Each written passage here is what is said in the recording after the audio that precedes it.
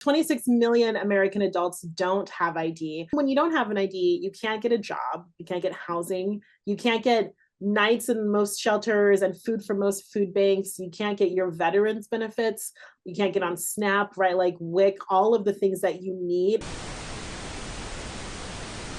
We're pleased to be joined by Kat Calvin, founder of Spread the Vote and Project ID, as well as author of American Identity in Crisis. I want to start by thanking you so much for taking the time to speak with us.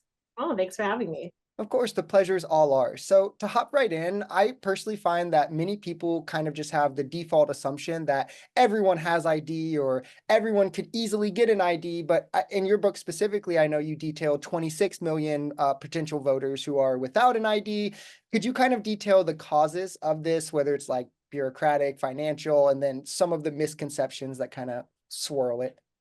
Sure. So, yeah, you're right. It does seem to most of us that everybody has an ID. Just go to the DMV and get one. But 26 million American adults don't have ID. And when you think about the second part of that assumption, you just go to the DMV, that kind of answers a little bit of why. We've all been to the DMV. It's kind of a nightmare. And you also need a huge stack of paperwork when you go. When you want to get an ID or a driver's license, you need your birth certificate, an original copy. You need a social security card in most of the country. You need multiple proofs of residency. You need all these different documents. If you've ever changed your name, you need proof of your name changes, whether that's through adoption or a divorce or marriage.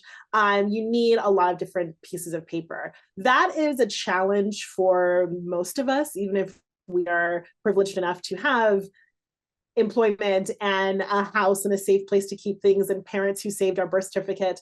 But there are a lot of people for whom that's not the case, where they're either perhaps they were foster kids and they went in and out of adoption. And when they were released from foster care, maybe they got some identity paperwork. Often they don't. We also have astronomically high rates of former foster youth who end up unhoused. And so all of that goes away. And then when you don't have an ID, you can't get a job, you can't get housing, you can't get nights in most shelters and food from most food banks, you can't get your veterans benefits, you can't get on SNAP, right? Like WIC, all of the things that you need in order to help you survive and pull yourself up out of poverty you can't get because you don't have the ID required to get those things. And the vast majority of those agencies and organizations do not have the capability, the capacity, the training, or the funds to be able to help you get that ID. And so then you're lost. How do these kind of hurdles that people experience intersect then with like race? You mentioned poverty, even age, geography. It was another thing you mentioned, and just other kind of marginalized groups or issues outside of the person that could affect them. Yeah. So if you think about the 11% of folks who don't have IDs, those are the most disinfested communities in the country, right? So because you can't work or have legal housing on your own, et cetera, right? And so you're looking at obviously a larger proportion of folks who are Black and Brown, just given how socioeconomic status breaks down in the country. A lot of senior citizens. So there are a lot of seniors who were either born at home or they were Black and born in towns in the South and not just in the South where they didn't give Black babies birth certificates, all sorts of reasons. And so now we've worked with so many seniors who are in their 80s and 90s and they never had a birth certificate. And I cannot describe to you how difficult and complicated and impossible it is to get a birth certificate or a legal document that says you never got a birth certificate from most states. We have a lot of people we've worked with who they hit hard times and they had family, but family would only let them stay, in the guest room or on the couch for a few weeks until they kicked them out. And then they went to all the family and then they didn't have anywhere else to go.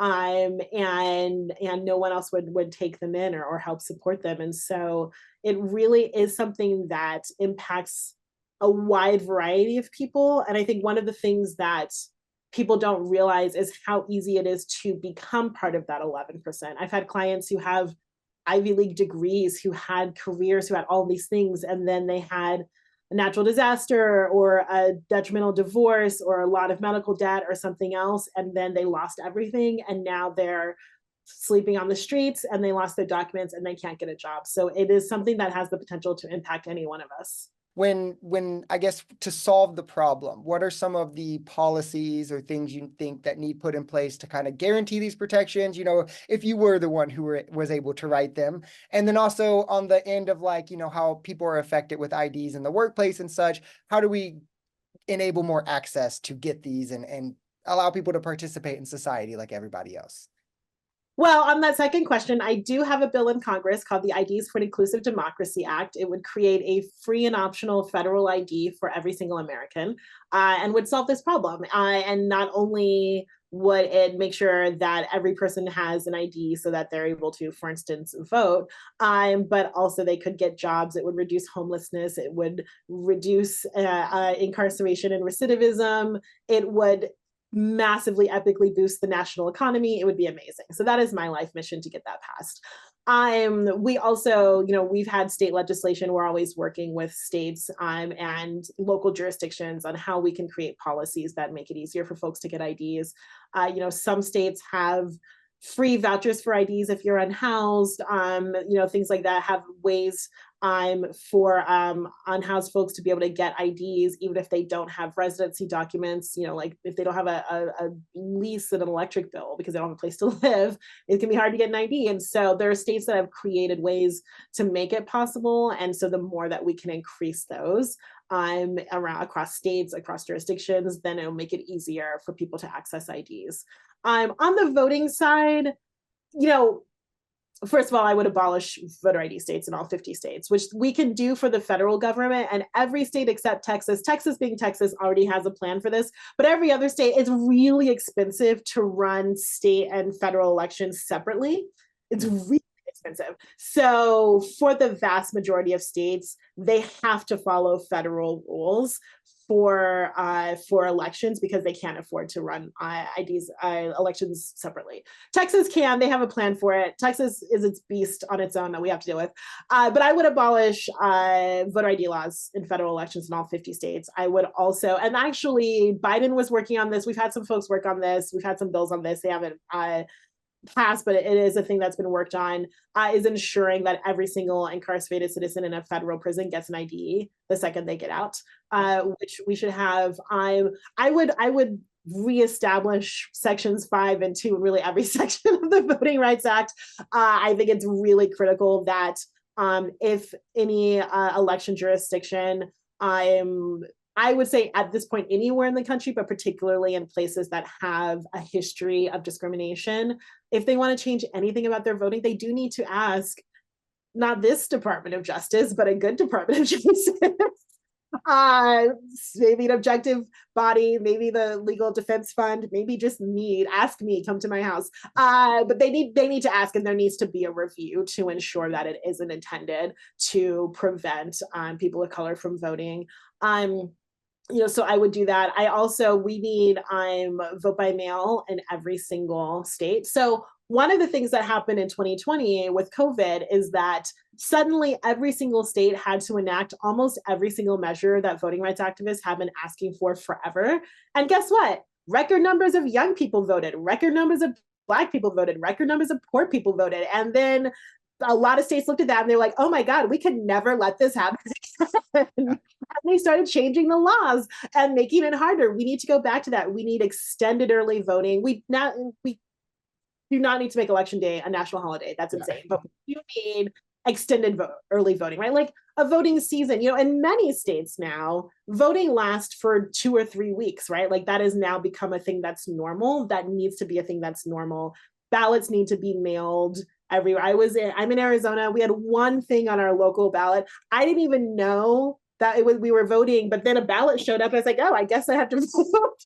Right. And like that, I probably wouldn't have even gone because it was like this one little like municipal measure. And I was in a little town with no billboards. There was no way I was ever going to know about this, except a ballot showed up at my door. So I voted, right? That's what we need. We need mail-in ballots everywhere. We need automatic voter registration. We now have in the vast majority of states, you can register to vote at the DMV. We call it motor voter laws. We need that. So we need to do everything we can to increase access to increase availability, to increase time, for everyone. We know how to do it. We did it in 2020. It really, really worked. We need to go back to that. And not a coincidence, look what side won when we did that. I'm just saying. But also, before I let you go briefly, if you want to shout out like your website, where to get the book, if you have any like upcoming projects, you can have the floor. Sure. So my book is, excuse me, Athena, American Identity and Crisis. Yes, you can get it any place where you buy books. You can visit us at spreadthevote.org, projectid.org. My personal website is catcalvin.com. Yeah, that's all the stuff. Thank you for having me. This is great.